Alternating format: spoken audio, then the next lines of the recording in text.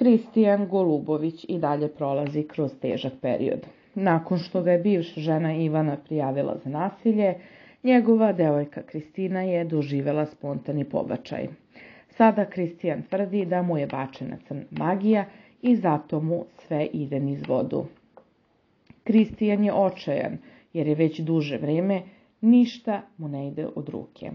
Od kako je izašao iz realitija, stvarno mu sve ide niz vodu. Prvo problemi sa ženom, ne viđa ćerku što je njemu strašno. Ostao je bez novca, a Kristijan je neko ko je navikao da zaista uvek ima para. Poslednje što ga je dotuklo je to što su on i Kristina izgubili bebu. Kristijan je vernik, a sada se još više posvetio crkvi i veri, jer mu je neverovatno da mu toliko sve loše ide.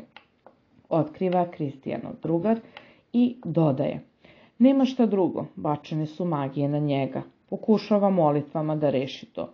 Ako se ništa ne promeni, morat će da nađe nekog belog maga da mu skine te kletve. Iskreno, on zna da se njegova bivša žena nikada time nije bavila, ali ko će ga znati? On nije verovao ni da će ga lažno optužiti za nasilje.